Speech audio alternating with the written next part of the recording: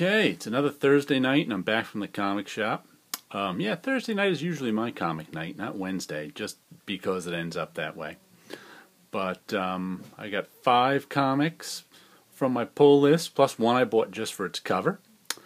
Let's start out with issue 6 of 7 of the last broadcast, and I'll be sorry to see this one go when issue 7 finally rolls around, because I've really been enjoying it. We just keep getting deeper into the story and the mystery of these characters and what they found, and they're involved in some old, oh, look at that. He's caught in some avalanche. Yeah, they go down to and explore places in the city that they shouldn't be exploring, and they're involved with, I wish that cover would close. They're involved with some old magician from the 20s who may have disappeared or faked his death, and there's more to things than you think there are, blah, blah, blah, blah, blah. But it's a fun book. And I like this cover, too. Once again, that feels good, that cover right there. It's a very nice, always trust bet. And there's these, I don't know if I'm supposed to be figuring out these clues or not, because as much as I enjoy mystery stories, I never enjoyed figuring out mystery stories. And they have, like in the back, where is it? They have these little hints and stuff and little bits of this and that. Oh, there's some old cipher, and I'm like, I wonder if there are people who are actually figuring that stuff out, because I'm not. But either way, Last Broadcast is a good comic. I'm enjoying it thoroughly. When the next issue ends, I'll have a little tear in my eye. And next comes Deadly Class. Wow, this is another excellent comic. See if I can get the glare off it a little. Nice cover. There are some serious A-list comics out these days, and this is one of them. Enjoy that cover. I really like this one. I think they got, take a look at that double-page spread. I think the artist does some really interesting things with his storytelling. Who is it? Craig? Somebody. There we go. Wes Craig. And I just think he does some really interesting things with his storytelling. I mean, look at that. That is. He does a beautiful, beautiful job. It must be a flashback in these all yellows. Oh, must be another flashback in the all green. But wow, the Deadly Class, has blown me away. For its first 7 issues, this is issue 8, and I expect this one to be good too. It's a book you really should be buying. Rick Remender is writing it, and it's about this high school for assassins, except it is really almost nothing to do with them becoming assassins. It's more like a regular high school story, except there's a lot deadlier and crazier people in high school. So imagine if the cliques in high school would kill you. It's an interesting book. I like it. Check out Deadly Class sometime. And then we've got Trees, number 6 by Warren Ellis and Jason Howard. Well, it actually looks like a superhero on the front of this one. I don't know what this means, but Trees has been an excellent book. More of these weird graphics that mean nothing that are on so many image books these days. Some nice artwork in Trees. So far the story has been, though the concept is big, the stories have been small. All these alien, let's see if I can pick one up for you. These alien, they call them trees, but they're really these giant pillars that reach up into the sky. There's one of them there.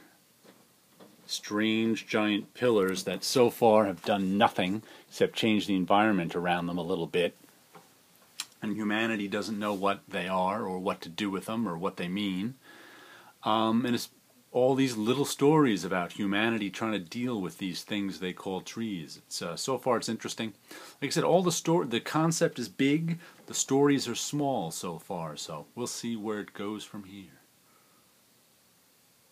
Here we go with Supreme Blue Rose by Warren Ellis and Tula Lotay, issue number 4. Another excellent cover. I like that look on that guy's face. And I Yeah, a lot of good new books launched this year. Here's the second one from Warren Ellis, and I really enjoy the artwork in this one by Tula Lotay. And this woman right here is an investigative journalist, investigating for some billionaire exactly what happened when this strange event happened on Earth. And I believe, though I haven't read it anywhere, I believe the strange event was the Crisis on Infinite Earths-like event that happened in the last Supreme miniseries. And, nobody knows about it, all the ordinary people. Imagine if Crisis on Infinite Earths happened and all the Earths were made into one. How would the average guy on the street know anything about that? But this guy's supposed to be an Einstein-like genius, and he was introduced at the end of last issue, so we'll see where he goes with her. Oh, a sketchbook at the end, too. Look at that. There's the black and white of that cover. Hey, she's got triangles for... I think Supreme had a triangle on his chest as a symbol, so they're using that throughout. There's a woman who's some sort of avatar who wanders through the story, motivating characters on occasion, I think she was. Oh, there, some nice more sketches. Yeah, this, what's her name here again? Tula Lotay is quite an artist. I enjoy her work. Next we have Deadpool's Art of War, issue number 1. Scott Koblish, the artist, is a friend of mine, so I follow his work. He did some very Japanese work here. I have no idea what this is about. I don't know a whole lot about Deadpool. Oh my goodness, that is like the thinnest cover ever. No wonder this thing is so wavy. Man, can they use crap? Look at how wavy that is. Could they use crappier paper for their covers? This really drives me insane. I'm not sure what look they're going for here. It looks like an early 90s Valiant look with the coloring and I guess it's interesting stuff. I guess it has something to do with China and the famous book The Art of War. Oh, there's Loki. Spoiler, we won't show any more pages. And Chinese, Japanese art. I'm not even sure which one. I guess the calligraphy would be Chinese, wouldn't it? A nice brushwork in there. Anyway, Deadpool's Art of War. I think it's a mini-series. You can't even tell these days sometimes. But I'll let you know how it is. And finally, here's the one I bought just for its cover. The Chilling Adventures of Sabrina. It's an Archie comic. I bought a couple of Archie comics. This might be the second one that I bought. Archie comics. They've had some nice covers on them. This one has got a die cut. So we got that. And we open it up. We see her with her skull. Pretty neat. Covers by Robert Hack.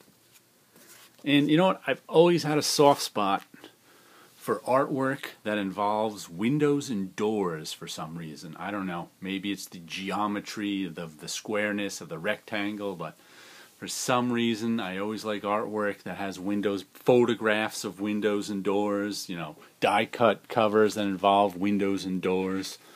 So I bought this one because I liked it. And let's see. The artwork inside is pretty interesting too. Once again, the same, what was his name? Robert Hack. There we go. Definitely not your standard Archie artwork. So I'm guessing it, ooh, giant spider. I'm guessing it's some sort of horror story. Tough guess, huh? I'll actually give this one a read.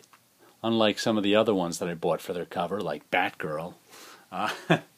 Which I'll probably never bother to read. But this one, that's just I like the type work on it. I like the colors, the orange right there, the grays in the house, the way the door frames are hit. Good stuff. Anyway, there's my haul for the week. Yeah, I did miss out on one issue. The Life After? Was that the name of the book? The one that I think the name of it was The Life After, but it was an only press book. I guess I only put the first 2 issues on my pull list. I think issue 3 came out. I saw on someone else's video. Now I'm gonna have to track it down. It's the one where co-stars Hemingway, and it takes place in the afterlife in some sort of limbo where. In the first 2 issues, they were going around some sort of limbo afterlife. But anyway, I missed out on it. It's one of those that my comic shop doesn't get in regularly, so I'm going to have to track it down or have them order it for me. Anyway, you guys have a good week.